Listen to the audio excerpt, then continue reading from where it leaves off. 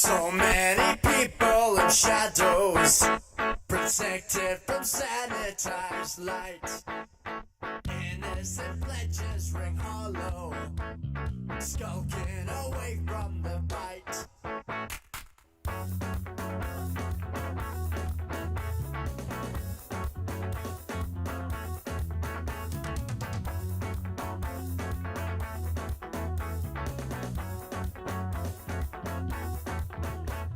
Friends helping, friends helping, friends out. Family outside my house. Crevices and cracks the hideout. Rats trying to beat on the mouse. Creating and casting a shadow. Hiding the ones you come with. Shining your spotlight right onto the people who challenge your ends.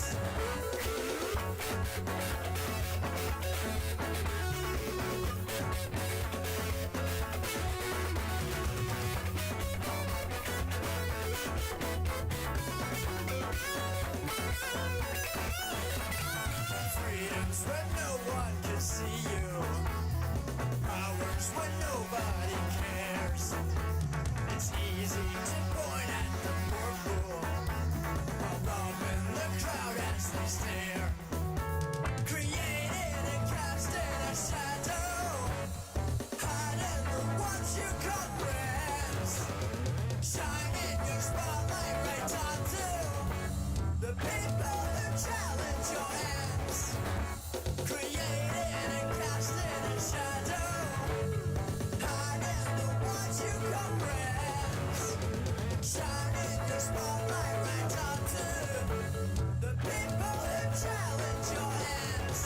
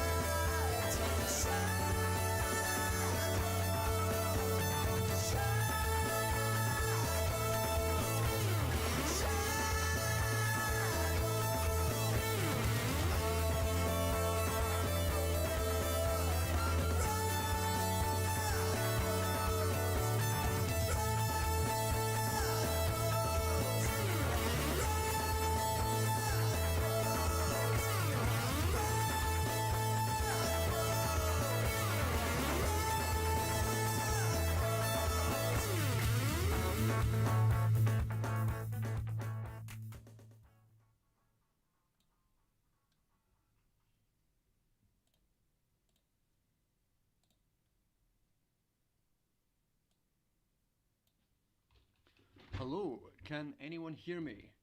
Hoping this is working because I'm getting warning signs on this. If anyone can hear me in the chat, let me know. I'll pop a little thing in just to see, and then we'll get started with the one viewer that we've got.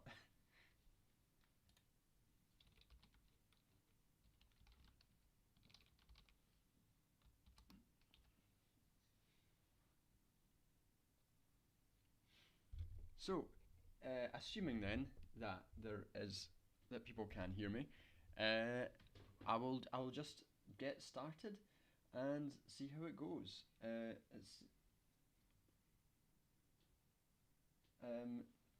So today, well, this is the first stream back of 2021. I was meaning to do some earlier, but I just couldn't bring myself to it, and because I'm very tired. Consistently tired, and that hasn't changed at all since from 2020 to 2021.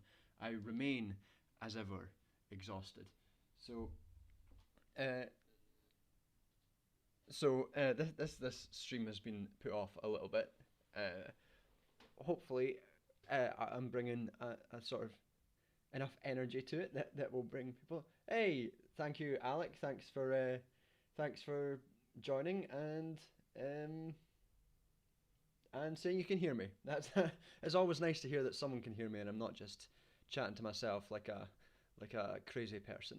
So, um, since we've got some confirmation that that I'm actually here, might as well just start gallivanting in and talking about what we're going to talk about today. So, um, obviously the big stories going on right now is the inauguration of Joe Biden and that there's no longer a freaking Cheeto in the White House. Uh, Trump has gone in the most incredible fashion, I think. I don't know, think enough people were talking about how Trump left the White House after saying "Have a nice life" and then playing the YMCA. That was just incredible stuff there. Um, but we had the inauguration of Joe Biden, which I had a significant amount of thoughts about. I've not got. I'm trying a new tactic today. I don't have loads of notes, so I might go all over the place and might be just if folk in the chat want to ask questions or go into different tangents, then just let me know. But might be a bit more rambling than normal today, rather than just me vomiting about a bunch of information into your ears like I sometimes do.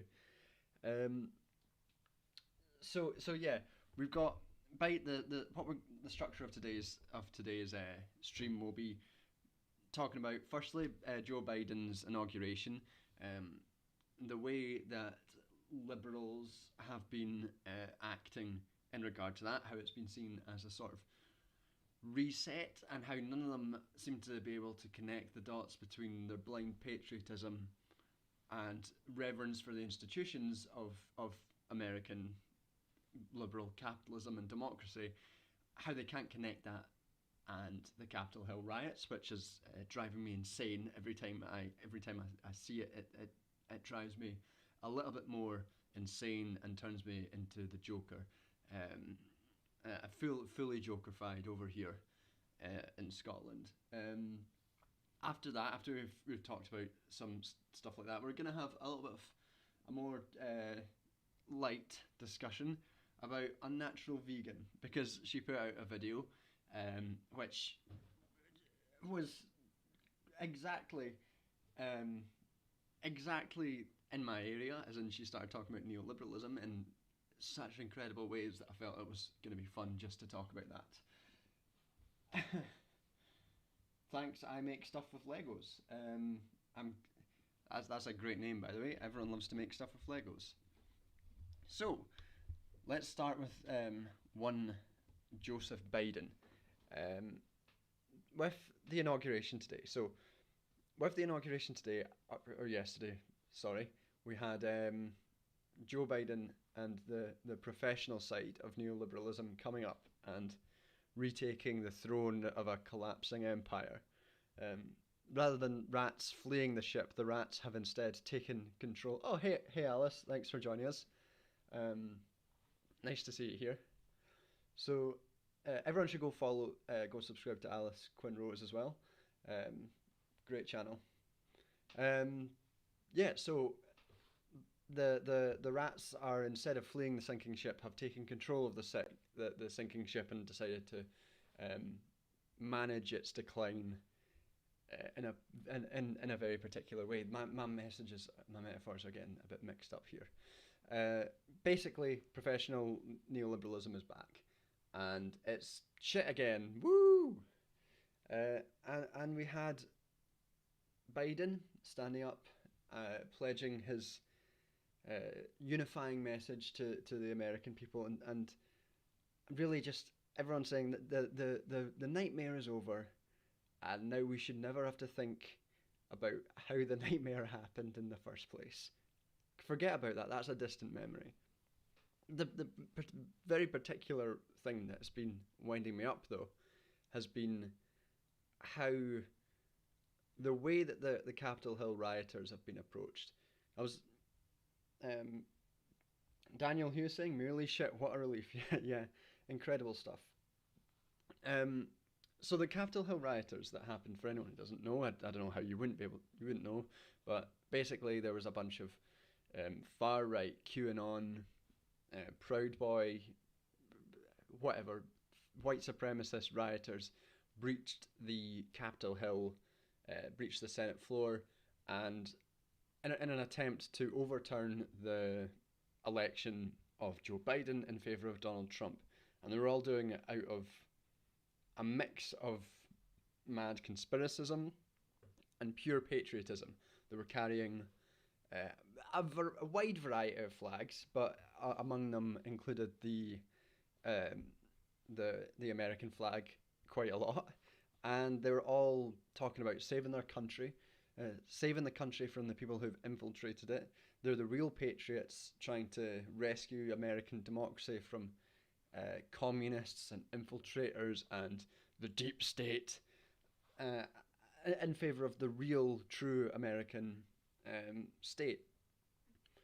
And nobody in the liberal world seems to be able to draw a connection between that and the mad levels of patriotism that are just effused throughout the entirety of American society.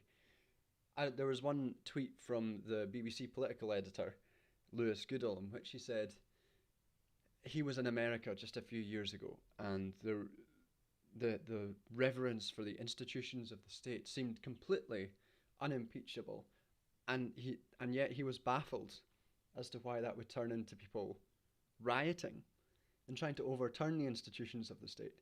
And it's baffling to me that a political editor would say such a thing, because these people think their entire ideology is built off of the reverence of the United States and its institutions. The reason that they're doing this is because they think those institutions have been corrupted by outside forces. The patriotism itself is built off of that reverence for the United States. You don't get like a normal fucking civil society that's not imbued with racism and patriotism by making children stand up every single day in school and pledge allegiance to the flag, and then having that transferred to the new liberal sphere, the return of Joe Biden, when they talk about the great nation, the unifying nation, that America is better than these rioters. We need to come together and really understand what it is that what America is all about. That's not a counter to the Capitol Hill rioters. That's the fucking concrete of them. It's baffling to me and infuriating to me every time every time I see it. This is, by the way, this is kind of my. It feels a bit like therapeutic for me, just to sort of shit out my thoughts on stream. So, thanks for being my collective therapist. This is your function, chat, to help me deal with these irritating thoughts about American politics. The other thing that was getting to me is the way that, and this is going to play into a bit later on when we talk about Unnatural Vegan, the way that neoliberalism as a concept has been changed by the Trump administration. And I don't mean on any fundamental level as like the structure of what the ideology is, but in terms of its marketing. Because now we've got lots of people self-identifying as neoliberals, and what those people tend to be, they tend to like say, oh, neoliberalism is a progressive ideology, one that's left-leaning. We like the free market, but we think that there's things should be progressive as well. We're not like Donald Trump. We're neoliberal, and I think that is a reflection of what neoliberalism is trying to do to survive. Seeing Trump, who, as anyone who's seen my video on authoritarian neoliberalism, is himself neoliberal. Tyler Munn, that vegan video was crazy with that. Yeah, it was quite something, and we're gonna get into it later, which should be fun.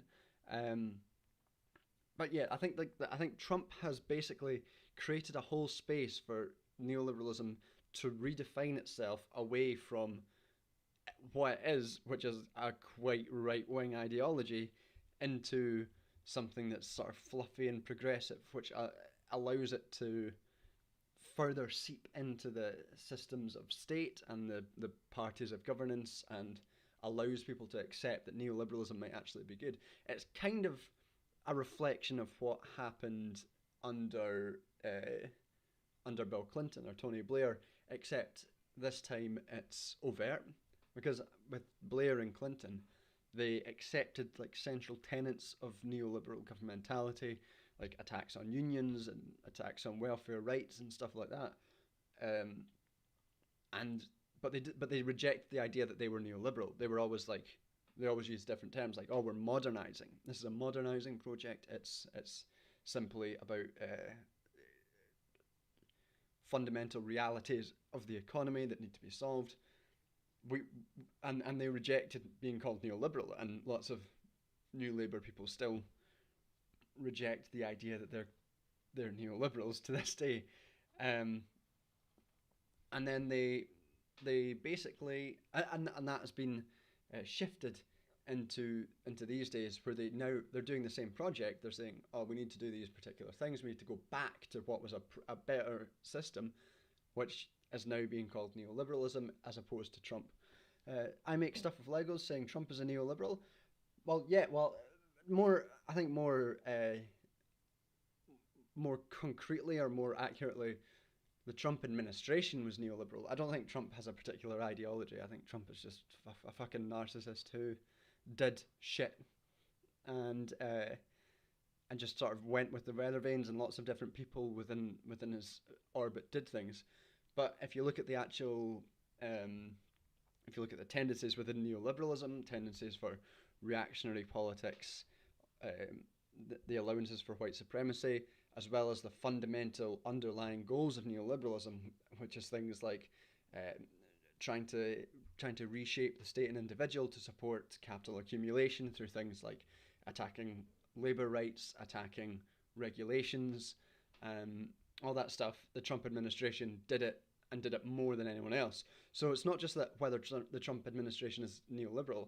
There's a few academics, myself included, who think that the Trump administration is maybe more neoliberal than any other administration that's come before it. Partly due to because of like the way that this is like a cumulative process. The systems of governmentality build on top of each other. So Thatcher was more transformational in the UK than Blair, but the Blair administration was probably more neoliberal than the Thatcher one, because it built on pre-existing frameworks. Similarly with Trump, he built on pre-existing frameworks, but also took things to extremes. Like he attacked financial regulation. Some of the first things he did in office was attack the EPA. He attacked labour rights.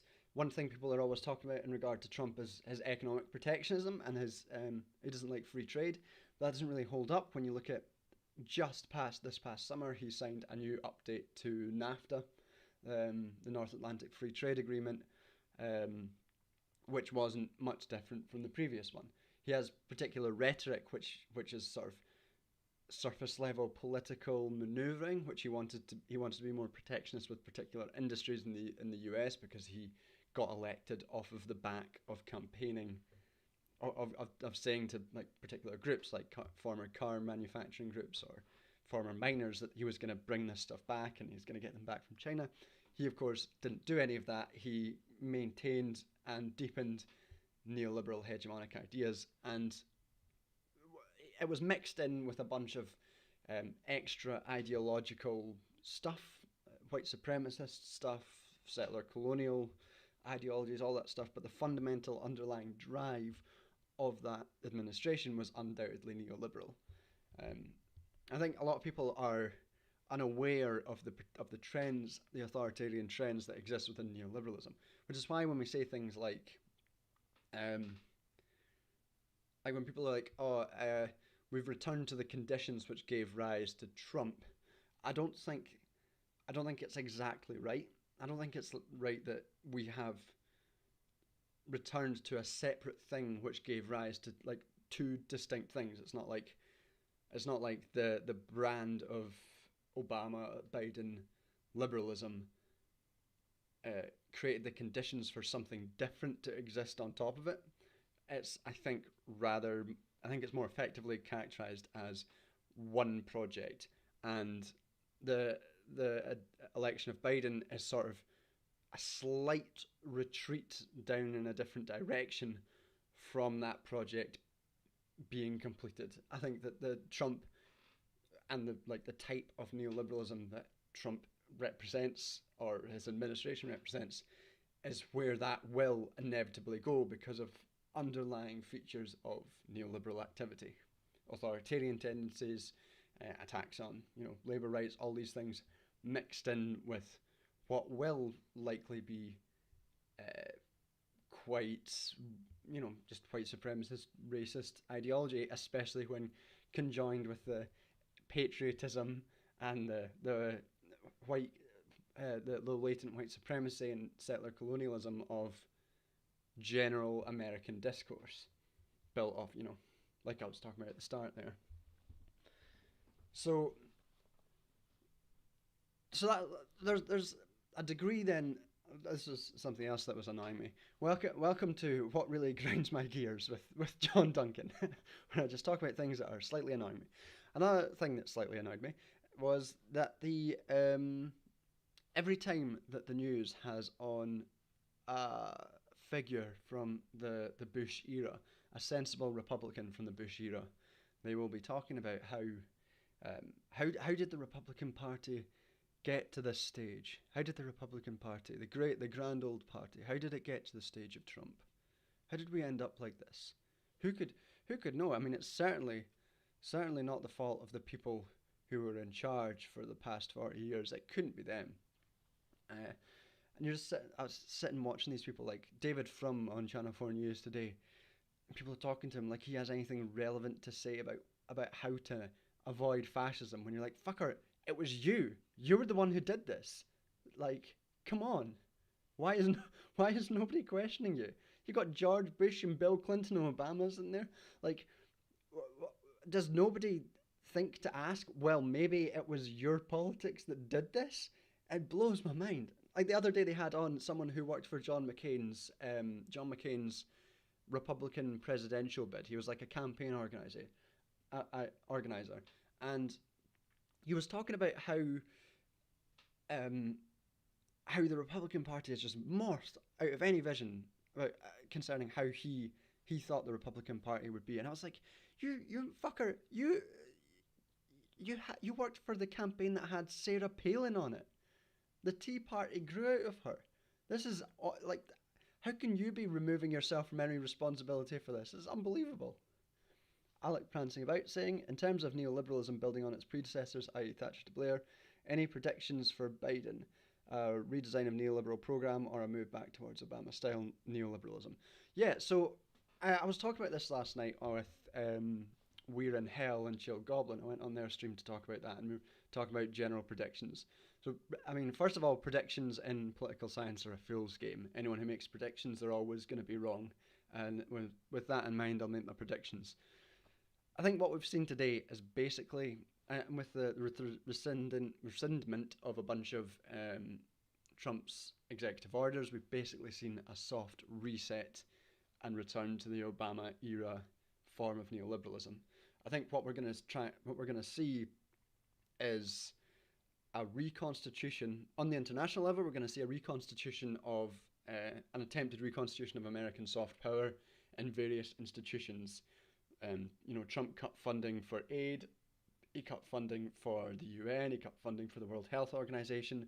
All these things are going to get increased funding, which on one level is good because the World Health Organization needs funding, but on the other, it will be an attempt to reinstitute forms of American imperialism in a soft power, in the sort of soft power realm. Domestically, I think we're basically going to see a return to that sort of neoliberal program of Obama. It will be, I don't know how different it will be, how much of a different economic situation COVID is compared to the 2008 financial crash. I think we're going to see if you look at who was in Biden's transition team, you had a lot of people who worked for or were lobbyists for big tech labor organizations, like the sort of people who were behind Prop 22 in California, which cut out labor rights for Uber drivers. So I think there's going to be attacks on labor rights, but not in a like overt way, because Biden himself has got a fairly okay record with labor, if I remember correctly. Um, but I think there's going to be, I think that's in a very traditional sense he has. So things like Uber and the technological front of gig economy workers are going to be very vulnerable, I think, to attacks on their labor rights. So I think there will be a push in that sense. I think with the return of things like the Paris Climate Agreement, there's going to be lots of neoliberal attempts to deal with climate change, which are ultimately going to be ineffectual. And that's either going to be carbon taxes, or it'll be exporting carbon manufacturing and exporting all that stuff to global south states so that they can look like they're progressing further than they are. So ultimately, yeah, I do think it'll be more of a move back to the Obama style, that classic quote unquote progressive neoliberalism, as opposed to building off of stuff from Trump. I think that those powers, people in positions of power within that administration, know how toxic Trump's brand is, so they'll be wanting to distance themselves from it. I would be interested to see how much of the existing attacks on Labour that the Biden administration won't roll back on. I suspect they will get away with as much as they feel like they can. And things like, again, in international relations, things like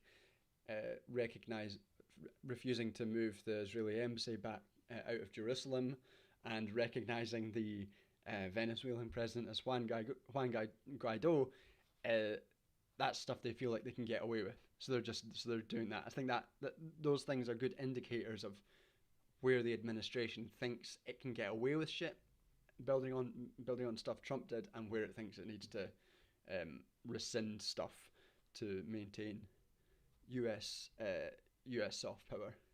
I hope that answers your question. It'll be interesting. With these things, you don't tend to know until after they've happened, unfortunately. But we can give soft predictions. I'll probably be wrong. Anyone who makes predictions is inevitably wrong in a number of ways. So yeah, that was that's my general thoughts on that. What was else I was going to talk about? I was going to mention something, yeah, about coronavirus. Thanks, Alec. Yeah, with coronavirus going on, I think it's whether Biden will be better than Trump at coronavirus, and I think that there will be some respects in which he is symbolically better, things like wearing a mask, and he will likely push for that, if not $2,000 stimulus check, but $1,400 stimulus check. All that stuff will be done and will be somewhat effective. But I don't think Biden is going to be hugely. This is something Chill Goblin said on the stream last night, which I agree with. Is I don't think he's going to be hugely better than Trump in terms of dealing with coronavirus. And I think part of the reason why that is because inability to deal with coronavirus seems to be built into the specific types of governmentality that exist within different states. So the UK has got a really particularly bad coronavirus response, and so is the US. Both of us are some of the most developed in terms of like, it's been embedded, we're some of the most developed neoliberal states. Not in terms of like, I'm not saying like we're the best states or we're the most developed of neoliberal states, but like neoliberalism has developed most within us. And I think that has affected the ability of us to deal with coronavirus. Red Theory, the reaffirming of Juan Guaido as the legitimate leader of Venezuela wasn't a first big yikes as well. Yeah. Tyler Munn saying, a huge problem is that state and local public health agencies were gutted because of neoliberalism. Yeah, exactly. It's a a huge systemic issue that isn't going to be fixed with one change in staff, one change in administration. You see the same thing in the UK. Local authority health agencies and health boards and local councils have been gutted through decades of neoliberalism. The NHS has been stretched thin and privatised, which has inhibited its sorry, excuse me, which has inhibited its ability to deal with coronavirus. The welfare systems are built in ways which are unsuited to operating as social safety nets because of particular neoliberal logics, and things like providing a monthly recurring stimulus check. In the UK, we might think that they're talking about a £500 one, in the US a £2,000 one, $2,000 one. That's unlikely to happen because of particular logics of neoliberalism that are like, well, if you give people money, they just won't work, and we need people to work. We need people to be productive, efficient economic actors. So, and a fundamental part of coronavirus, of keeping people at home and keeping people able to self-isolate, is allowing them to have money so they don't have to keep going out to work. And without that, I don't think there's going to be any real deep shift in how Biden approaches coronavirus compared to Trump. Daniel Hughes, and the focus of enforcement has been on the individual rather than the employers. Yeah, exactly. That's exactly right. And it's been taken off the state as well. So it's all been in the UK. There's been the terrible figures which have said that most people believe that the reason that we have such a bad death rate of COVID is because of individuals rather than because of the state. And so they've done that really effectively. So yeah, pretty shit.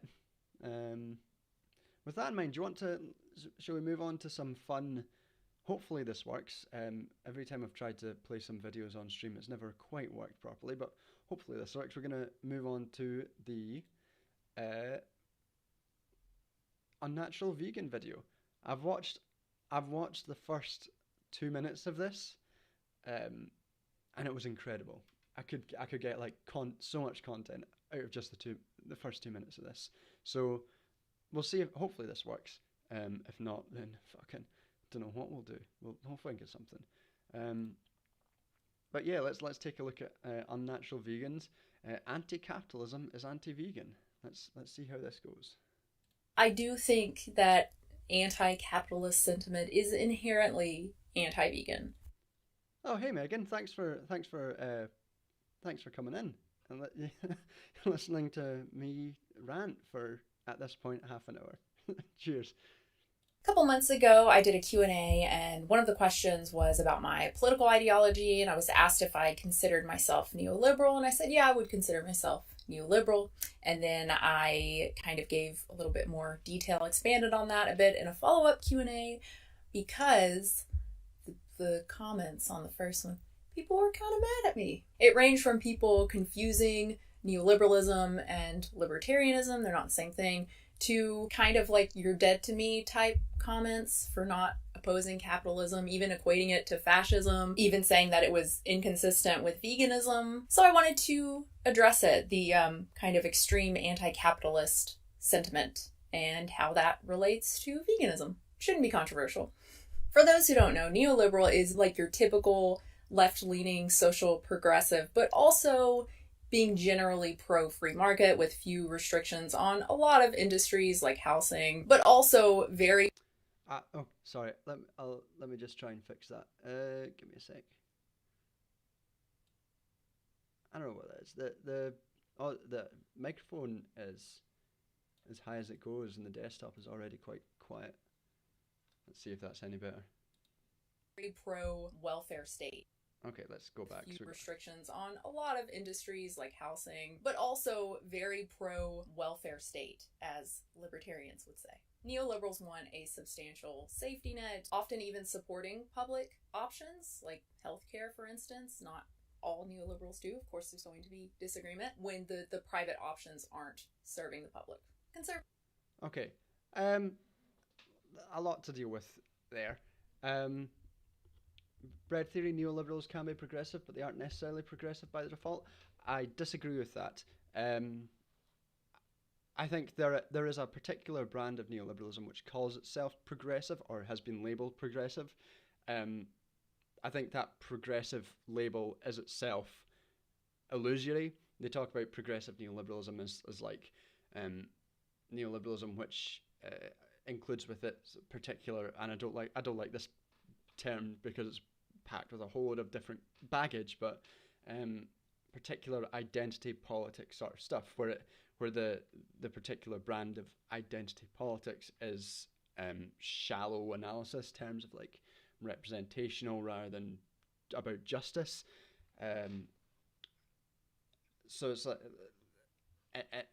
it allows itself to present as being progressive when it's not really. I don't think it can be progressive because of the fundamental like ideological features of it, which will always make inequalities worse, will always make racial inequalities worse, and have made so many aspects of life for so many different groups, most of them vulnerable, just worse.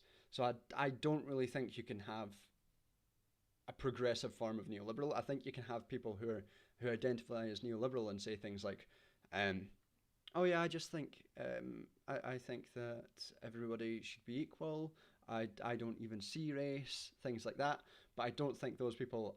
I don't think the ideology itself is amenable to progressive. Right, the modern neoliberal has managed to adjust the concept of progressive in the current lexicon to include predominantly individualistic concept of identity politics. Yeah, that's basically it. Daniel Hughes, is it possible to be a progressive capitalist? A neoliberal surely cannot be anti-capitalist. A neoliberal can't be anti-capitalist because neoliberalism is at its core justifying ideology of capitalism. You can that would be a contradiction in terms. I don't think. I mean, it depends how you're defining progressive. There will be people who talk about progress in terms of like in terms of developing productive capabilities, things like that. What they might think, oh, capitalism is progressive. I would disagree. I personally would say that I don't think you can really be progressive. You can't really have any. I don't know if you can have any substantive justice program while being ideologically wedded to capitalism, because all these things, racism, ableism, misogyny, they're all lumped in and have developed together in an ideological framework alongside capitalism. Which isn't to say that anyone who is anti-capitalist is necessarily progressive, because we know from a lot of mad, ecological sustainability, and we know for a lot of like people like what's his name, Caleb Maupin, and folk like that they aren't exactly progressive, even if they are quote unquote anti-capitalist. So what is interesting here, I think what Unnatural Vegan is doing here is what I was talking about earlier. She's viewing neoliberalism as the progressive end of the political spectrum within a capitalist frame. So she's basically in this instance talking more about, maybe more considered social democracy, but it's hard to tell. I think she's just not quite. I don't think she's done enough research into these topics to figure out like which particular ideology she would refer to. But the interesting part for me is how neoliberalism has gone from the ideology of Thatcher and Reagan to being described here as progressive, as left-leaning. And I think that's an incredible testament to the hegemonic power of neoliberalism over the past 40 years, in that it's now just accepted by some people as being progressive. The idea that there's the interesting idea, I think, something that catches people out is the relationship between neoliberalism and welfare, because anyone who's familiar with my videos at all will be aware that the welfare state is often a very fundamental part of neoliberalism, and how they change welfare and how they use welfare to try and change people. So that's why it's hard to tell whether Unnatural Vegan is an actual neoliberal, or whether whether she would consider herself more social democratic if you sat down and explained the difference in these ideologies, because things like the welfare system are central to neoliberalism as well as they are to social democracy. It's just the particular ways in which these things manifest is what distinguishes these different forms of ideology within capitalism. I think that's an interesting thing that I've not really seen a lot of people talking about regarding this video, which everyone seems to have been dunking on, understandably. But moving on. Conservatives often accuse neoliberals of being socialists because they accuse everyone of being socialist, advocating for higher taxation, welfare. But ultimately, the wealth in society that funds that welfare is generated by capitalist mechanisms. Hi, Darius Jonas. It is a stream of a Duncan. I hope it is. I hope it's a stream of a Duncan you like. Let me just back there. Being socialist, of being, for instance, not all neoliberals do. Of course, there's going to be disagreement when the private options aren't serving the public. Conservatives often accuse neoliberals of being socialists because they accuse everyone. Okay. Conservatives are neoliberal. I think we should probably. I think that bears repeating. This little note here, and to the left is neoliberals are just conservatives, lol, or centrists, or whatever that means. I mean, yes, that is Duncan on neolibs. That's right. That's what we do here. Welcome to this is Slam Duncan with John. We're dunking on neolibs. To the lefties, neoliberals are just conservatives. Yes, like this statement is presented sarcastically, but I mean, yes, conservatives are, at least in the political sense, in the sort of hegemonic sense, any conservative that exists today will owe almost all of that intellectual tradition to people like Reagan and Thatcher, who are neoliberals. And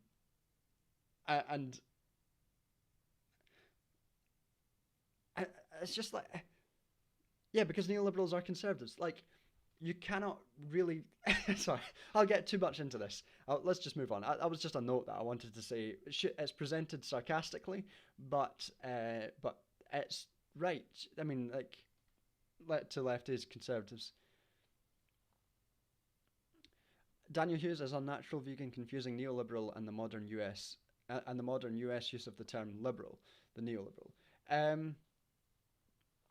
I don't know. I can't dive too much into what I think she's thinking, because it's her own head, obviously. But I just, there's just so many different strands that are going on that are just sort of fired out here that it's difficult to pin down exactly what she what exactly she's thinking and what exactly she's believing. I think in a sense she might be saying, like, she might actually, no, I don't know, because I feel like liberal is a well used enough term in American political discourse that if you wanted to say that you were just a liberal, you would just say that.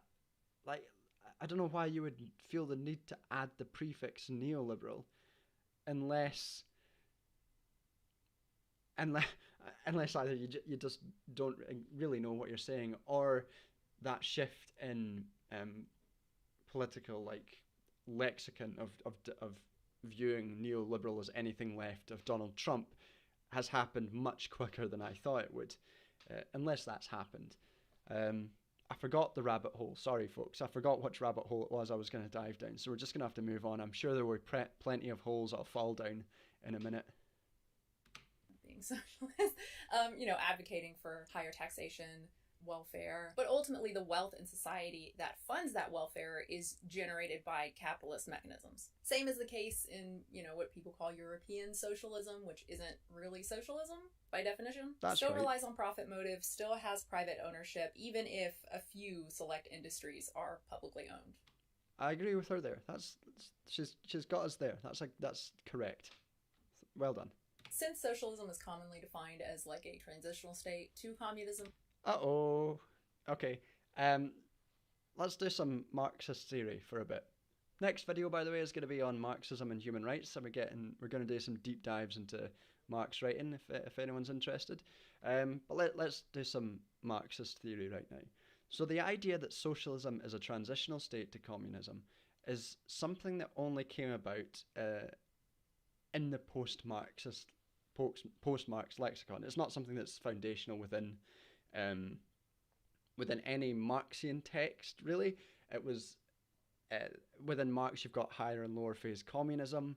The idea of socialism being a transitionary state to communism is something I think came out of the Bolshevik Revolution, and with some people wanting to distance themselves from the Bolsheviks, and some people wanting to go full hog into Bolshevikism and defining communism as whatever they were doing. So there's a particular type of political theorist or socialist who is still willing to say the distinction between socialism and communism, but I think that's been a brief thing. That's a reflection of the Cold War than any real theory on what socialism or communism is. I think that if that was someone else, I'd pick that up for longer because it'd be sloppy work. But since it's Unnatural Vegan and we're only 1 minute 54 seconds into this video, it's probably worth just dropping that and moving on. Are publicly owned. Since socialism is commonly defined as like a transitional state to communism being the goal, I'm going to focus on communism here. So why are neoliberals generally pro-free market and anti-communism? Is the question I want to answer. Philosophy is essential when it comes to ethics, but you can't just think really hard to figure out empirical facts, right? Like when it comes to economics and economic policies, and which actually work in practice, which result in a functioning system that promotes a GDP that's conducive to human well-being. Okay.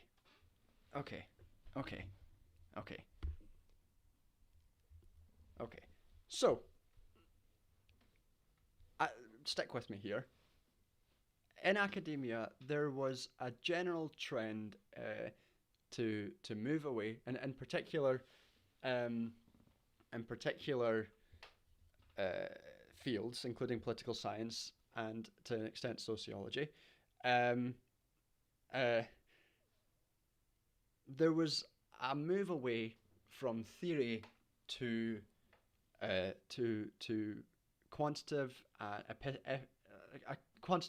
epistemologies, and quite coincidentally, I think, I say sardonically, that coincided with the neoliberal revolution, and I think that has this is thoughts I've got in the back of my head that I've not really formalized yet.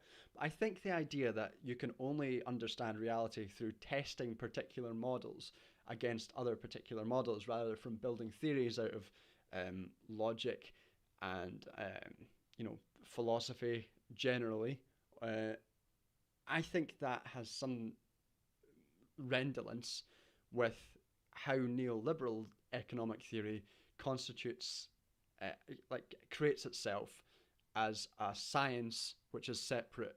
It's built off theories which are separate from real world social science, like real qualitative and in many cases quantitative social science that is it's based on a lot of abstract models. Ironically, this sort of form of epistemology is quite abstract and not related to the real world. And I think there's quite a lot of that has been built into neoliberal justifications. This idea that you can only do things if you've tested them in the real world and then do them. It, of course, doesn't really work if you want to build something which is different from anything else that exists. If you can't, we don't have another world that we can test communism in. Like, like we can't just go, oh, what if we had an entire different history and went like, oh, this is how we should do things because we tested it in these different laboratory scenarios and decided which system works better. It's a funny thing that seems to come up. I've seen come up a few times in the past few weeks from some people that, oh, we need to have we need to do facts and data, and that's how we get to communism. And I just think that's such a bizarre concept. Sorry, I missed the chat here. How did she get to epistemology? One day I will pronounce that word right first time. How did she get to epistemology when going from ethics? I don't know if there's. I think there's some connection between epistemology and ethics, but I don't think she really illustrated that very well. Tyler Munn, exactly, which is why her metric of whether or not a system could support human life is GDP. Yes. Oops, sorry, my headphones just came flying out of my computer there. So, give me 1 second.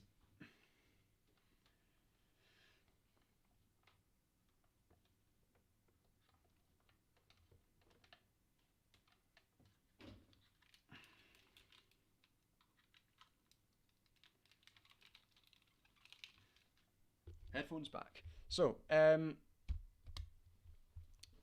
GDP. Let's deal with GDP right now because GDP being a connection of human well-being, GDP isn't that much of a predictor of human well-being actually, and I'm assuming she will later go on to talk about communist states like the USSR.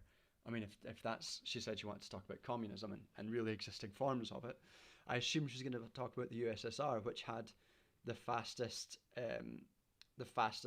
GDP growth of any nation in history, which is not something that I would say is a justification for the system of the USSR. But if you're a neoliberal and your entire ideology is built off of improving GDP, which is a lot the case of neoliberalism, then you would have to then concede that the USSR had done it better than any neoliberal state ever has, because under neoliberalism, GDP growth has been historically very low. It's been it's just been like about between 1% and 3% generally, which is not very high. And if you are arguing that GDP is the best measure of GDP growth is the best measure of human life, then you're not going to you're going to find yourself in hot water when someone brings up communist states like the USSR or even China. And putting aside the idea that those are really existing communist states, I suspect that she will bring up these states as examples of bad communism, and that won't fit in with the framework which she is working with. You can reach empirical fact through dialectical analysis. I mean, I don't think you can reach empirical fact. I'm not one for saying dialectical analysis reaches empirical fact. I don't think you need to say that. I don't think to justify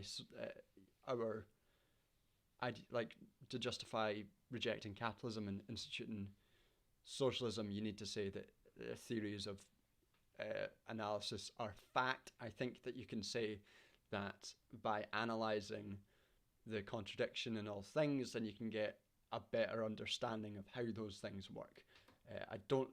I wouldn't say you can reach empirical fact through dialectical analysis, and And I think that sort of attitude can be dangerous and lend itself to dogmatism, because there's, I mean, it depends what dialectical analysis means to you. There's lots of different people who have different forms of dialectical analysis. Famously, Hegel and Marx had polar opposite forms of dialectical analysis. So I disagree there. Oh, also with GDP, sorry, something popped into my head. If you're a vegan, presumably you have some care for climate change.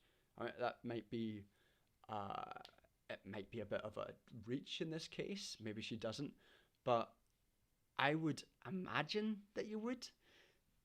And if you care about climate change, then increased GDP growth is not going to be the way that you want to go about dealing with climate change, given that increasing GDP with each state is going to it's associated with increased natural resource use and increased fossil fuel use. And it's going to make things more difficult to transfer over to renewable technologies, because you use more fossil fuels as your GDP increases. So in this sense, we've already reached one of the contradictions between neoliberalism and veganism, assuming that her veganism is also comes with a concern for environmentalism. But let's see. Maybe she'll prove me wrong. You can think up an ethical system in which it is wrong for one person to ever profit off the work of another person. You can call that exploitation, but in order to put that into practice, you have to just not care about the consequences at all. You would have to ignore all of the times communism has been tried and all of the times it has failed, which is every time, every single. There it is. There it is. Let's see if they mention. Let's do a bit of predictions. Are we going to get death tolls of communism here? Are we going to get a definition of communism? Are we going to get a definition of capitalism? I'm going to say yes to the first point, no to the other two. Let's see if I'm right. The new game show. Time it's been tried, it has failed. It has caused immeasurable suffering and death. I'm a consequentialist. I care about consequences in terms of suffering. Most people care more about having a job, help. Sorry, was that all we were getting? I thought we would get a bit more than that. Yeah, I thought we were going to get some stuff about 100 million gajillion people being killed by communism. But that was it. It was every time it's tried, it's been bad. I mean, I'm at least disappointed that there wasn't any. Which times was she trying? Was she talking about? If she was talking about the USSR, again, that wouldn't really. If she thinks GDP growth would be the best measure of a good state, then we've already covered that. But if she's talking about other states, maybe I don't know, Cuba. Or states like that. Does she understand? Death stats are always sexy. I think that's why socialists should start talking about how many people capitalism has killed. There's the communist deaths of communist institute or something, which is a reactionary organization which counts 100 kajillion deaths of communism. But it'd be fun to see the deaths of capitalism one and see how those things stack up if we add on preventable deaths by hunger, slavery, various genocides, imperialism, whether or not those things count as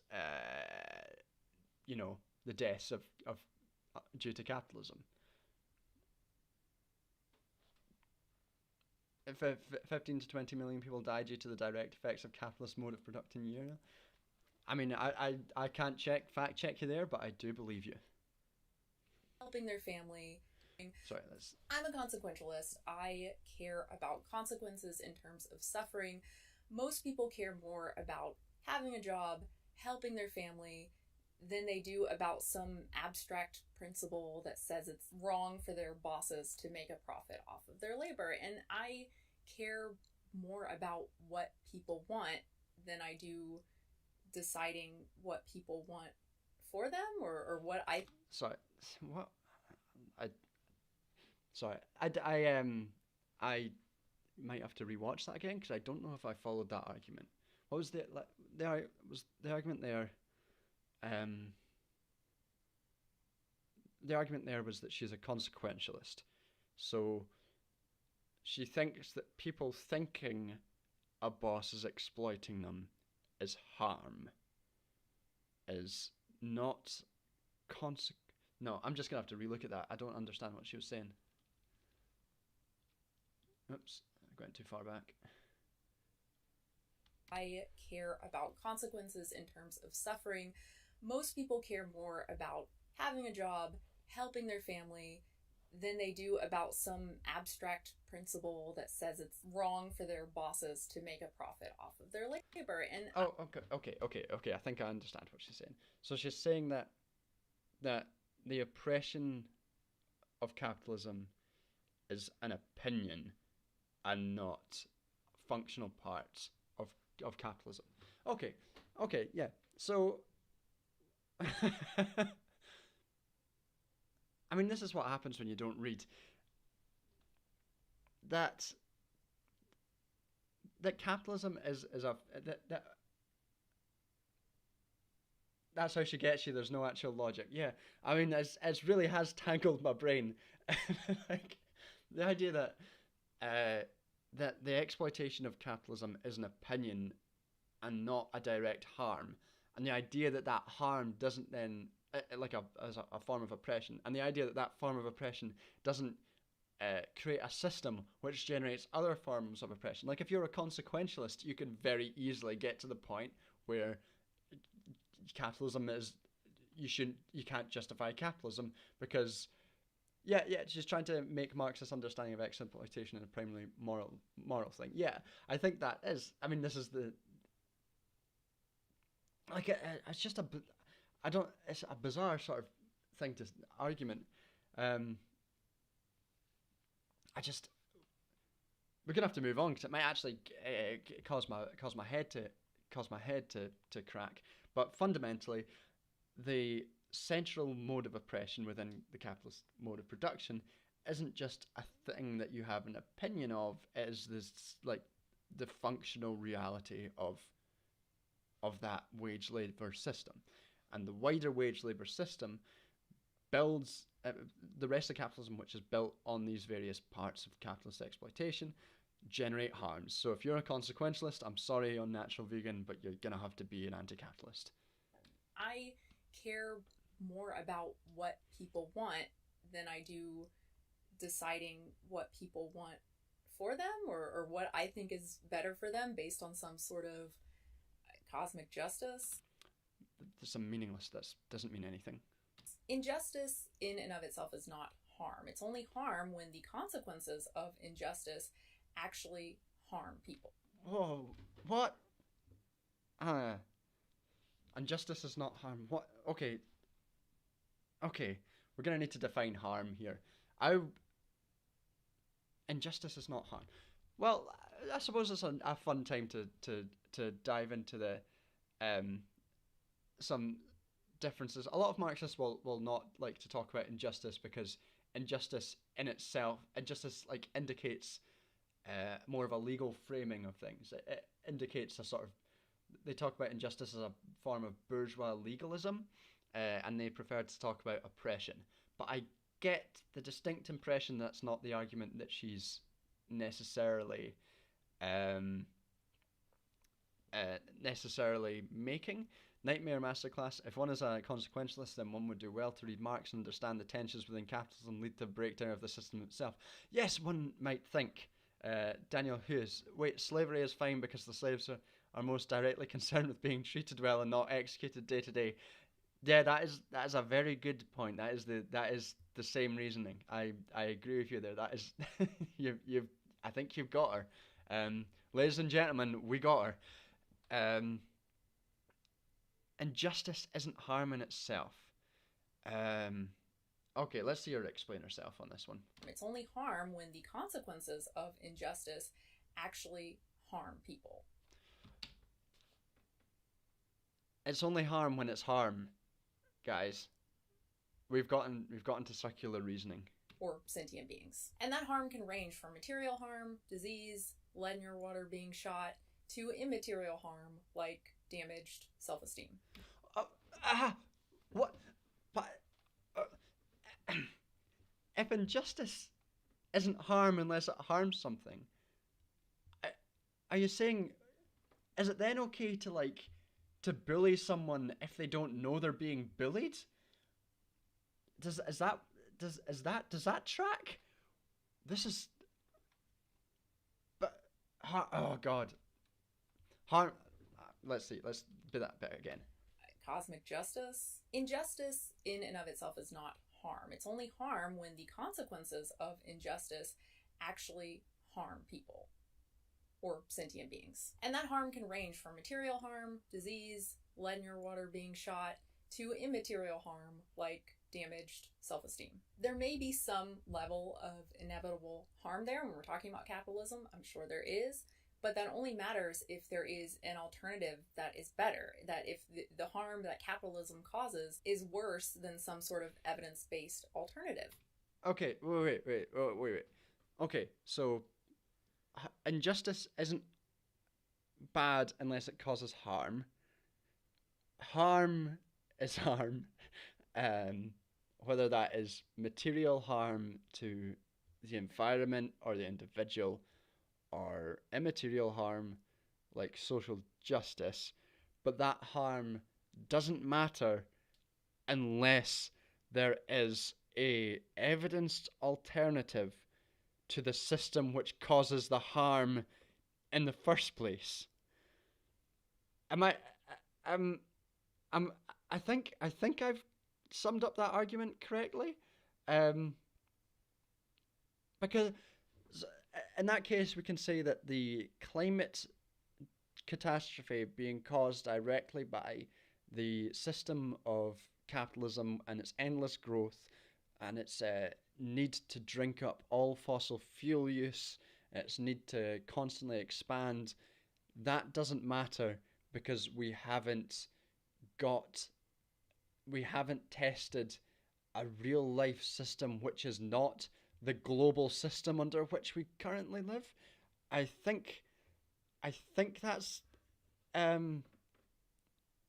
I think that's what I'm sorry. I'm gonna have to read a book after this. This is causing me issues.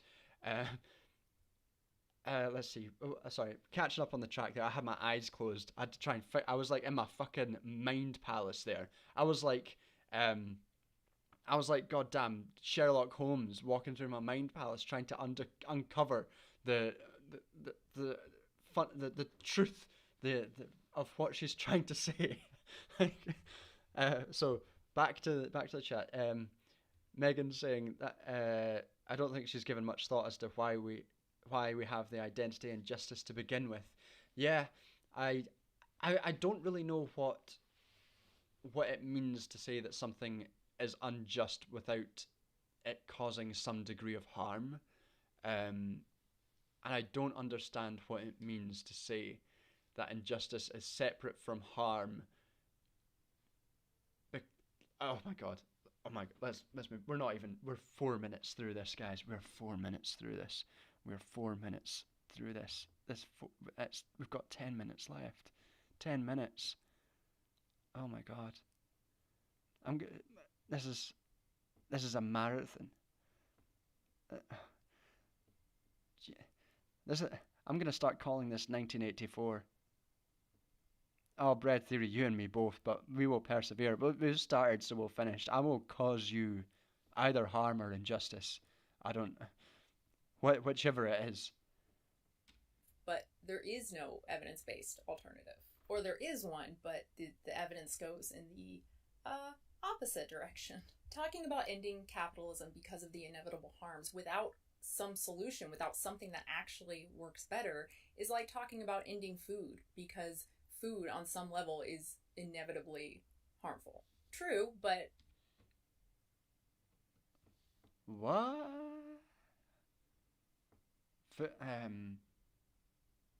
What? No, we're just skipping that one. We're skipping that. Food is inevitably harmful. We're skipping that. We're not getting into that one. You know, maybe dying is worse. Regulated capitalism with a strong safety net is the best system we have based on the systems we actually have evidence on, which is to say probably quite a bit more welfare than we currently have in the US. It's unreasonable to advocate for hypothetical alternatives when they range from untested to repeated failures. Again, you can't just reason out the ideal economic system for humans or for a particular country without evidence. Oh, dog, I beg to differ. There is a lot of work where people have very much done that. What, like, do you think, what do you think her, what do you think she thought happened when capitalism became instituted? Did she think that people tested out capitalism and went, yes, this is working. This is generating profits. We'll test this out and then we will apply it in a wider. We've got the experimental case of capitalism here. Once we've got this, we'll do a double-blind study on capitalism, and then we will apply it, see if it's good. If the double-blind study comes out good, we will apply it, and that will then decide the rest of history. So instead of this global system of capitalism and under which we live, we should do our test cases of global socialism. Actually, fuck it. Let's work with her reasoning. Let's do a global test case of socialism. Let's dissolve all of capitalism right now, and we'll do it for I don't know, 50 years. We'll do 50-year test, see if it works out, and if it works out, we'll stick with it. We'll do a test case of socialism on Earth for the next 50 years, and if it works well, we'll keep it. Is that acceptable? Unnatural vegan. Yes, the classic. You can't critique a system because food exists. Yeah, I think Milton Friedman said that. I make stuff with Legos. Capitalist realism is when capitalism is as natural and necessary as eating. Yeah. Red 3, can I do a global test of anarcho-communism built upon independent federate communes? Like, we're doing this. Like, once Unnatural Vegan gets to our Patreon goal, we will do it. But that's what we'll do. Daniel Hughes, continuing a given regulatory framework in a different material situation is in itself an untested approach. You're right there. Moving on. Evidence in practice. That's not being rational. It's not being scientifically minded. It's being scientifically dogmatic. minded. I've talked before about how not all use is abuse. The same goes for exploitation, which refers to unfair use. Some vegans say you can't be vegan unless you are socialist or communist, but there's nothing in the term or the definition that is Webster's dictionary defines veganism as anti-capitalist. So the argument is something like veganism means no exploitation, exploitation is capitalism, therefore veganism means no capital. Whoa. No, sorry. That's logic. Welcome to logic class. We're in logic class right now. Veganism means no exploitation. The next line should be capitalism is built on exploitation. Therefore veganism means no capitalism. Then you've got an argument there. That's an argument. Veganism means no exploitation. Exploitation is capitalism. This is I can never remember which one it is, valid or sound, but this is one of those two, an unsound supposition. This is not correct. But moving on. Two very big problems with this. First, you have to accept the very specific Marxist definition of exploitation/capitalism, which is essentially begging the question when you define anti-exploitation as requiring Marxism because you've defined capitalism as inherently exploitative. I don't see any reason to accept this definition, the Marxist definition of exploitation. I think it's much better defined as unfair use. Okay. Let's say what. Come on. And what exactly that means is a lot more complex. Is there sometimes or even often exploitation in capitalistic systems? Sorry, are you not going to explain that? She's if you're going to say, oh, for God's sake, if you're going to say that you reject a specific definition of exploitation, then you need to provide your alternative to that, I think. Yeah, I like. We should reject the Marxist definition of exploitation under capitalism, because a traditional capitalist might say, well, the labour is getting provided.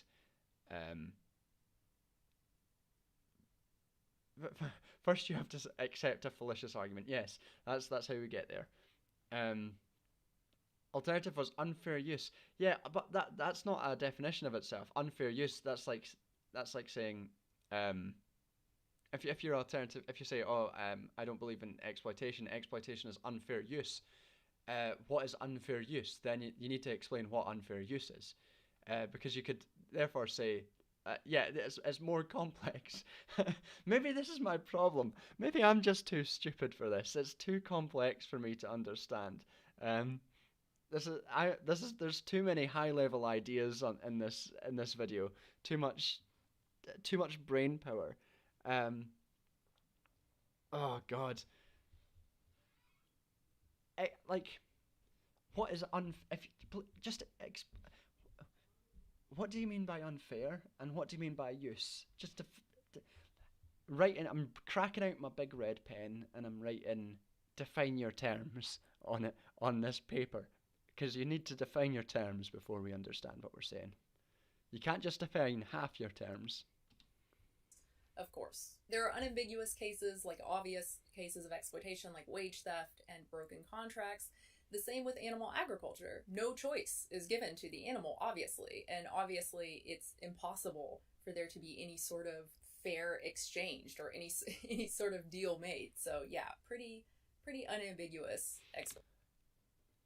Okay, so the animal can't get the full value of its labor, because it can't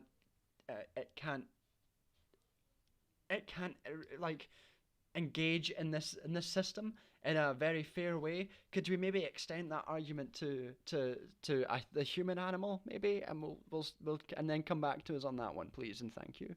Exploitation. There's also a strong case to be made for exploitation in the breakdown of regulatory systems, like monopolies, but that doesn't mean we can't understand how to evaluate fair exchanges. Do we have a long way to go in creating a fairer market via regulation? Certainly. Arguably, we still struggle with monopolies, but that doesn't mean... Sorry, I just find that phrase very funny. We still struggle with monopolies. I like the idea of various economic systems sitting around a room saying to each other, my name is global late stage neoliberal capitalism, and I struggle with monopolies. Thank you, global late stage neoliberal capitalism, for sharing. We're all here for you. And then going back to 18th century night watchman state liberal capitalism, he goes, I too struggle with monopoly. Yeah, monopoly is the natural progression of capitalism. We've all read our Lenin. Nightmare Masterclass saying, I could see a compelling argument being made that capitalism constantly revolutionises production. It's currently developing industrialist mass scale. Vegan food, which makes it easier to be vegan. She doesn't go there. I could understand to an extent that argument, but I think it would be an easier argument to counter, but I get your point. It's like, that is an argument that one could make. I'm not really sure what our argument is so far. Other than that she doesn't think exploitation is harm. But we'll see. Maybe in the next 7 minutes she'll make an argument. I mean, communism is the answer. Which brings me to the second problem. There is no evidence for a practicable alternative. The reason Oh my we can God. say animal agriculture is wrong is because we have well established alternatives. We know humanity can survive on a plant based diet. We can grow plants, we can grow only plants, we can feed the world's population. No, I'm sorry. I don't think that's I don't think that's right. I don't think you can say that veganism, that the systems of food production that exist now are only bad um, because we have alternatives. I don't think that makes sense. Um, I think that the cruelty of industrial farming would remain the cruelty of industrial farming, whether or not there was another system that we knew existed. like, I don't understand that argument at all. And we can do it without animal products. We just need a shift in the market, one product instead of another. If there were evidence that veganism had the same catastrophic consequences that communism does, like we couldn't grow plants without manure. Is that the argument? Is that the argument? Is the argument? Sorry, I'm just trying to figure out the argument. Is the argument that veganism is incompatible with anti-capitalism because because com- because communism didn't work? Is that the argument? Sorry, we'll move on. Or we didn't know how to make B12, then we couldn't say animal agriculture is wrong. We couldn't advocate for its abolition because we would have no viable alternative. Okay, we've been through that. Bread through saying industrial farming exploits workers. Typically, migrant workers have an underprivileged racial identity, so we just need to exploit more of them and no animals. Yeah, yeah. So, yeah, we already dealt with it. If there was no alternative system to industrial farming, then industrial farming would still be bad. Like, if we didn't have a test case for non-industrial farming. And lots of people might argue right now that we couldn't feed the world without industrial farming because the world is underfed right now and we have massive industrial farming. So with her logic, that would mean that we have to continue with industrial farming, which is creating whole swathes of unusable land because of mass beef production, whole swathes of unusable land through intensive insecticide use to feed to feed incredibly wasteful capitalist systems and starve other parts of the world. That is the global system under which we live. And unless you can think of a global system of veganism which exists, then veganism is therefore bad because you don't have a test case scenario for it. I think that is the logic of the argument she's making, taken to an extreme. Let's get back to neoliberalism for a second, though, because I think what the main problem with here is that her conception of veganism is entirely individualistic.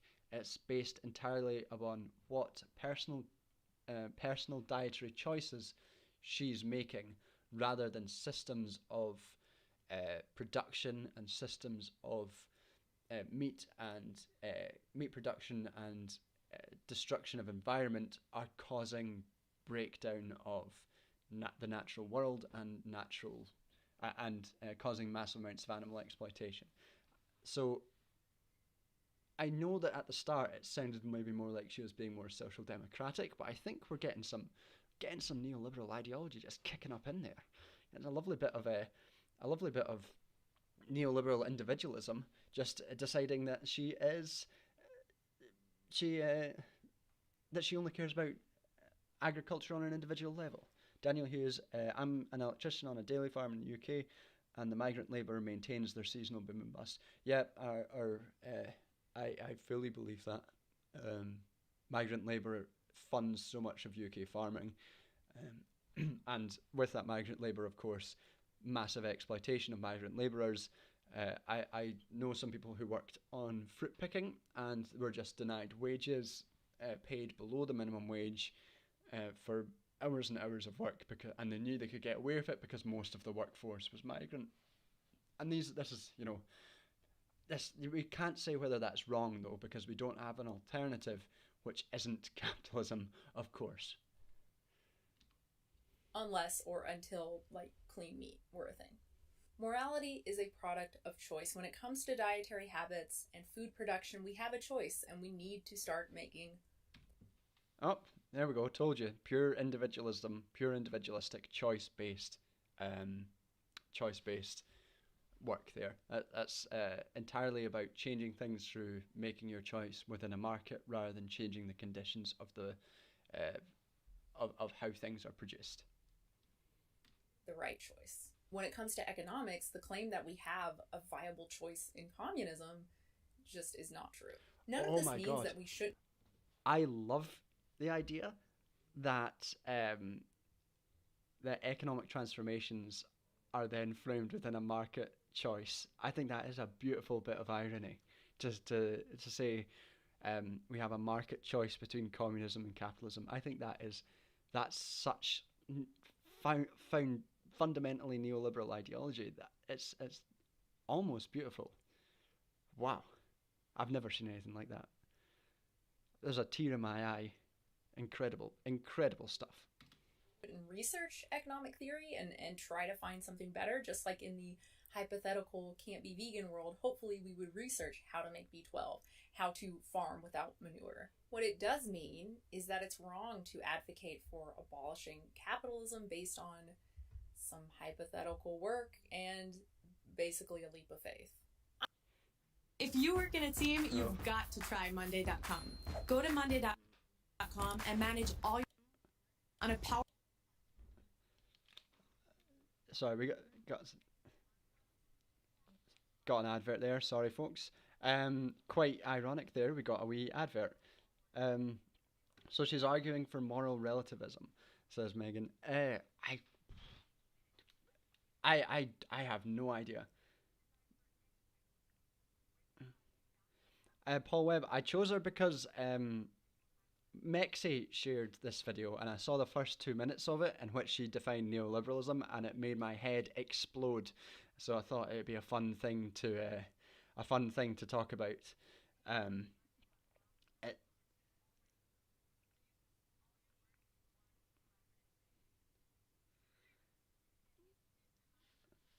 Sorry, I didn't realise this advert was still going. I could skip it. 1 second.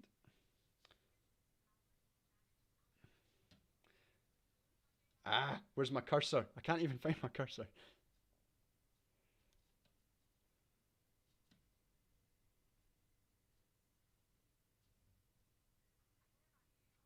God damn it. There we go. People they're not vegan or fake vegan or anything like that. That said, I do think that anti-capitalist sentiment is in. Oh no, Bread Theory Mexi shared it, saying it was terrible.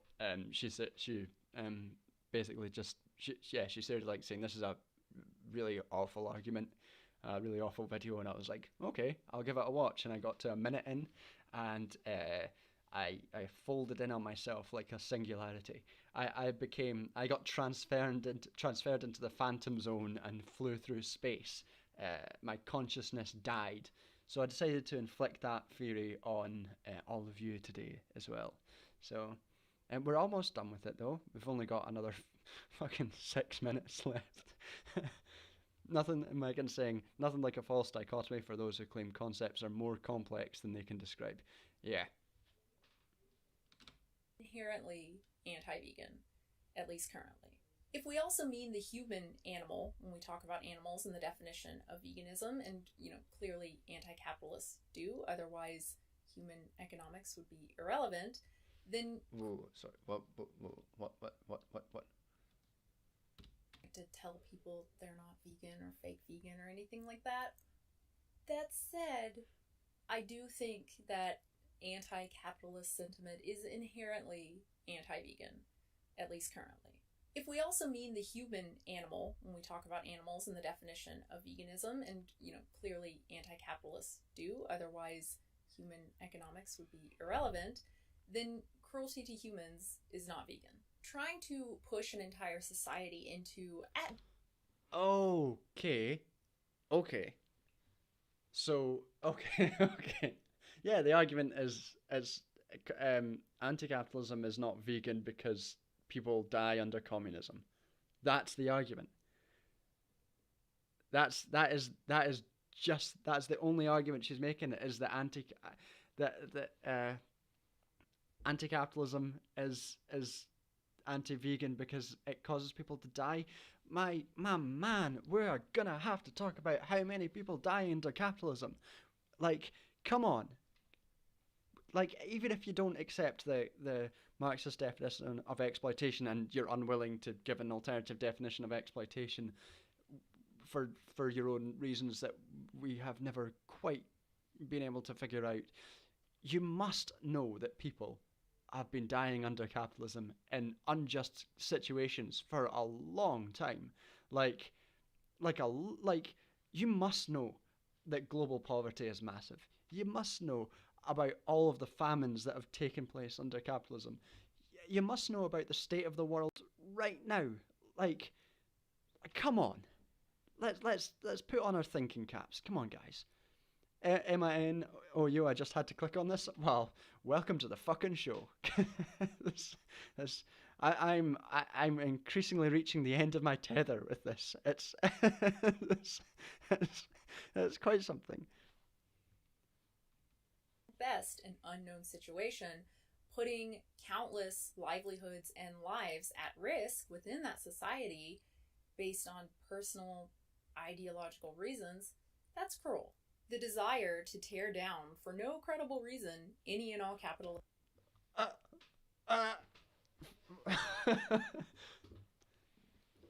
We're getting okay. Before I lose my mind, we're getting a bit more on the the underlying neoliberal ideology there, because this is again very individualistic understanding of why people actually. Let's get that picture off the screen, because that is horribly grim. Without regard for the human suffering that has always inevitably resulted, is cruel. Right. Yeah. So the framing of wanting to transform into a system that doesn't include mass amounts of destruction of human, environmental, and animal life is framed here as just a personal ideology and not as a collective struggle against injustice. That's a very neoliberal understanding of things. It's amazing to me that she just didn't Google famines that happened under capitalism. Famously, the Bengal famine, caused in large part by British imperial attitudes, or the global famine today that is killing and causing massive malnutrition among huge swathes of the global south. I mean, I guess we could. I don't. In a way, debunking this stuff kind of feels hacky, because there's just like, you could just talk for hours about the various factual inaccuracies. I think the more interesting stuff in here is, at the start, the framing of neoliberalism as a progressive ideology. I think that's an interesting sort of phenomena in itself. And then here, the way that the framing of anti-capitalism as a personal, individual ideology among others, rather than a collective struggle, is, I think, quite interesting. Alec Prancey about saying, I was almost hoping for a reason more confusing, with a misuse of all sorts of political theory. Could have been 10-second videos she uploaded. Yep, you're right there. East African famines over the last 4 decades. Yep. Bread theory, children killed by preventable diseases yearly, 5 million. Children killed by hunger daily, 17,000. Multiplying to get a year, so 17,000 times 365, 6,205,000. Yeah, I mean, that's what I'm saying. You could get into whole holes. You could get into big holes, just debunking an individual claim here. I think the interesting fundamental parts are the misunderstanding of what exploitation is, the strange insistence that things are only valid if they've been tested within like scientific situations, and the clear neoliberal strand of ideology that is through her, despite her mischaracterization of what neoliberalism is. There's some quite clear ideological underpinnings from the deep individualism with which she seems to view these issues. I think that's the sort of more worthwhile stuff getting into. I know the intent is not cruelty, and I'm not saying intent doesn't matter. It does when we're talking about, someone's personal character. But look, when we're talking about animal agriculture, the intent isn't cruelty there either. The intent is to produce a product and to make money. It's the outcome which is harmful, and the indifference to the outcome which is cruel. I don't think intent is any excuse in the face of overwhelming. We're so close. We were so close there. We were so close. Guys, we were so close. Let's just watch that again and just imagine she's not talking about animal agriculture, but instead talking about the capitalist mode of production. Personal character. But look, when we're talking about animal agriculture, the intent isn't cruelty there either. The intent is to produce a product and to make money. It's the outcome which is harmful, and the indifference to the outcome which is cruel.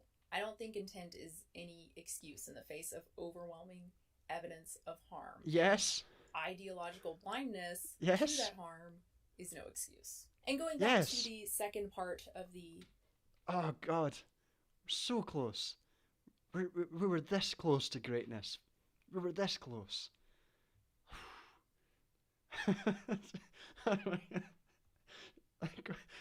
Quite incredible. Definition of veganism, by extension, promotes the development and use of animal-free alternatives for the benefit of animals, humans, and the environment. So no part of veganism as a moral choice makes any sense outside of a standard economic model of supply and demand. Without capitalism, eating plant-based is just symbolic. Promoting personal consumer actions and boycotts and alternatives as morally meaningful makes no sense. Okay, so it seems to me then that moving on from her almost so close getting it, she seems to think that the only meaningful reason to be a vegan is to have the moral choice to be a vegan. In this way, being vegan is only meaningful for her in opposition to the existence of an exploitative model. And if there was no model of animal exploitation, her personal choice to be a vegan seems like it wouldn't matter to her. I think that is what she just said there. A standard economic model, yeah, man. It's quite funny to me how she said blinded by ideology, then followed by standard economic model. That was a brilliant bit of a soupçon of ideology for us. But yeah, that seems to be her argument there. That seems right, but at the same time wrong. You are right there. The presumption of a capitalistic context, a capitalistic society, is part of the definition of veganism. A denial of capitalism or opting out of capitalism in principle, not only does this make vegan ethics irrelevant, it fails to do good in the most cogent way that veganism acts on the world, by changing production. It's a failure to be... What? Sorry. Okay. Veganism that is anti-capitalism is not true veganism, because it wants to change the mode of production of animal goods. Is that what she's saying? I think that's what she's saying there. Veganism is only good because non-vegans exist.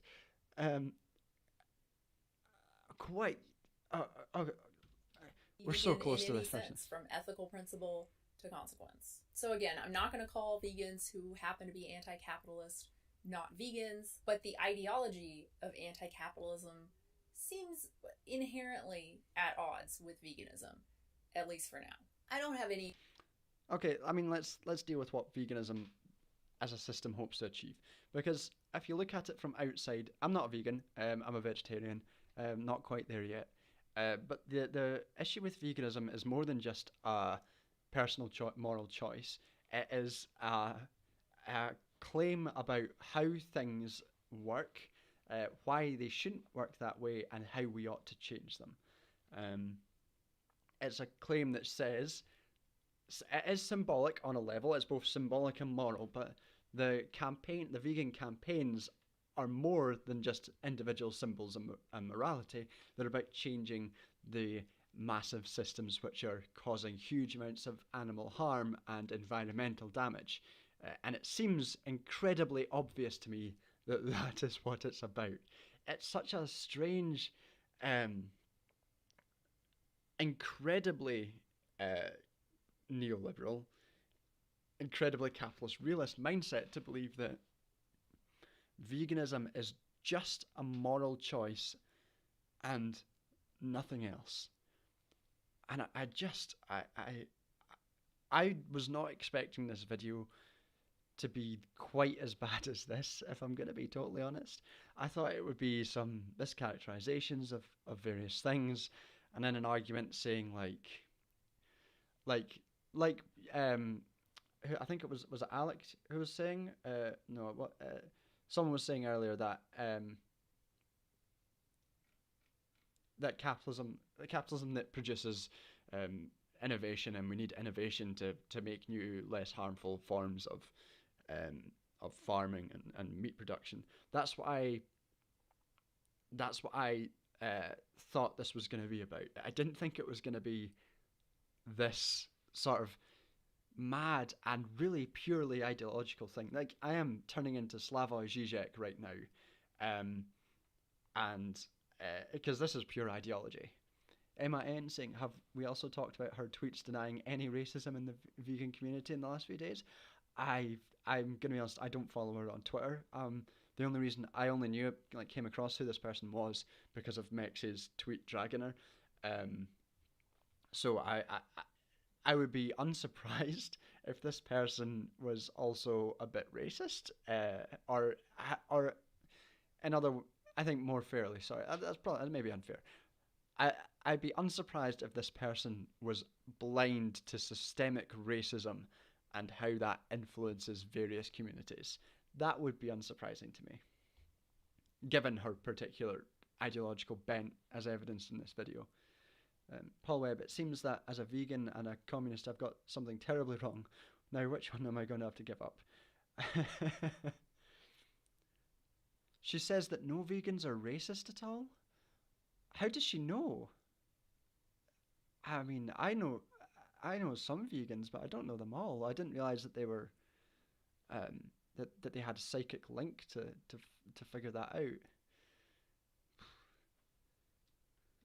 Political ideology. I'm not, in the face of lots of black vegans saying this, yeah. I'm not committed to that. I'm not even committed to Hold up, what? Fervently pro-capitalism. I'm not committed to that. I'm not even committed to neoliberal. It's just kind of the closest descriptor to what I currently believe in terms of politics. I think the only kind of label I fervently defend for myself would be consequentialist. But I am definitely anti-capitalism and communism. She's not ideologically committed to capitalism. She's just anti-capitalism. Which, yes, I'm apolitical. I just believe in, whatever works best, whichever the evidence says works best. That's what I believe in. And if we just had a test case, a test globe for socialism to see if it works or not, then that's how we would do it. There is no evidence for it being anything other than a horrible, dangerous political theory when put into practice. Thank you so much for watching. I hope you enjoyed. Okay, that's enough of that. How is there so much more of that video to go?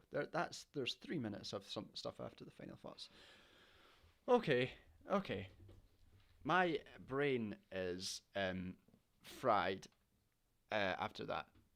MN's ideologically racism is at odds with vegan values of protecting all life, therefore it doesn't exist. Also, she's never seen it. Well, I mean, I think we've just seen how consistent her ideological values are in terms of and how well developed her understanding of veganism is in this as an ideological process is. So I think we can take her word for it there. Okay, I think let's sum up this trash fire that we've just sat through before my brain explodes. Mad. That was quite mad.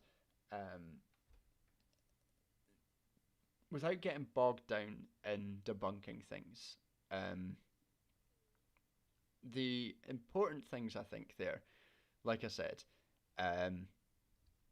are the interesting way in which neoliberalism is being portrayed as a left-leaning ideology. That being contrasted with fervent anti-communism, which has historically, and we're here talking historically, we're talking facts and logics and empirical evidence and testing and practical and stuff.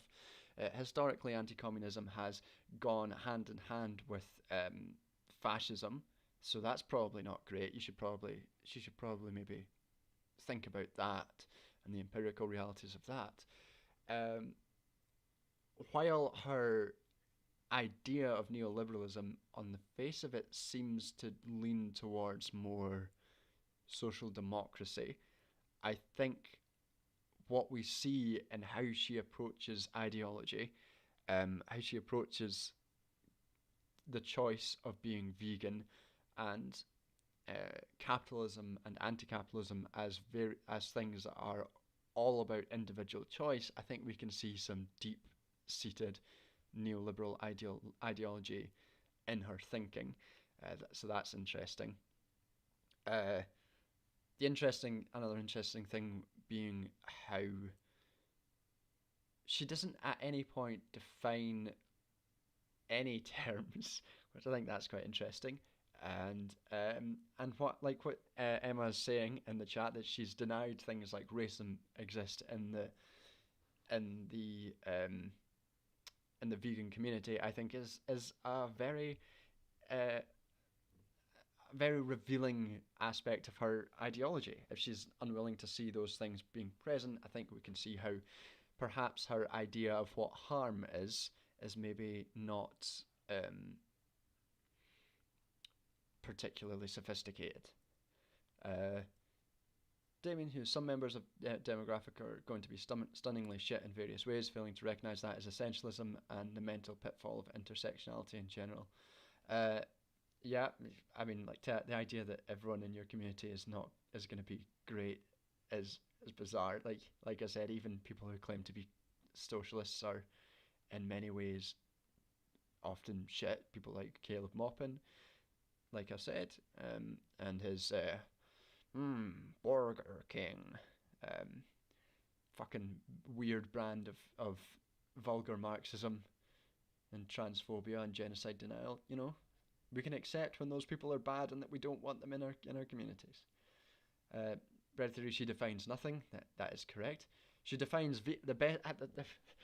I think one of the funniest things for me is defining veganism from Webster's dictionary. That's always a great bit. Webster's dictionary defines such and such. Paul Webb, let's not forget the amazing cognitive dissonance and propensity to say anything at all, however ludicrous, that so many anti-vegan leftists spew out in enormous quantities. There's a ton of bullshit on all sides of this debate. Yeah, I think lots of people who are, as a veg, I've come across lots of shit as a vegetarian, and you get the same shit as vegans, I'd assume. Bread theory, I think she needs to subscribe to my YouTube channel and get a more sophisticated understanding of these issues. So with that said, I think that's all that's worth saying on this video. I think the interesting things are things that are laid out there. So with that in mind, I think let's leave her behind. I hope I never have to watch another one of her videos again, or else I might get banished to the Phantom Zone once more, or fucking end up in a locked briefcase at the bottom of the Thames somehow, if I end up watching another one of her videos. So, well, with that said, we'll talk for another. Thanks, Emma. Thanks for coming along. yeah, I can imagine if you didn't like her, this might have been quite an entertaining thing for someone to just come across her. For the next few minutes, I'll just talk about the next video, which I'll be putting out next week, which is going to be on Marxism and human rights, and the often reductive views that Marxists sometimes interact with human rights, like, and how a Marxist understanding of human rights can enrich human rights, and using human rights language as a Marxist can can offer some particular positive routes throughout for us to expand our movement. Alec Prancing, that was cracking, John. Thank you very much. Wonderful way to spend an evening, and cheers to everyone in the chat. Yeah, thanks for everyone. Yeah, I'm glad people enjoyed that. I'm glad I could inflict some misery and enjoyment out of this.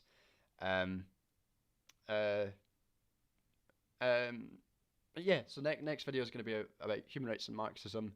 I've got Catherine reading out some quotes for me. Catherine YouTube, who you should check out. She's a great YouTuber. I think she's a vegan as well, actually. She was talking about this video with Mexi when I saw that. She's reading out some quotes for me. Should be filming it this weekend and out next weekend. Daniel Hughes, oh Jesus, I'm gonna have to hold my tongue. If it's regarding Marxism and human rights, hold it until after the video at least, and then if you see the video, then you can offer some critique of it. But it's quite dense, quite a dense look at the topic, which is, I think, quite approached in quite a reductive way. There's a bad video on YouTube which dealt with Marxism and human rights in a really reductive way, which I felt like I needed to approach. We've been here before? Oh, okay. Anyway, so thanks for coming along. Cheers for helping me through this terrible experience of what's her name? Unnatural Vegan. And we'll see you next time. I'll just shove on the ending music, and I switched off the ending music. I'll just stop the stream now. Right, cheers, bye folks.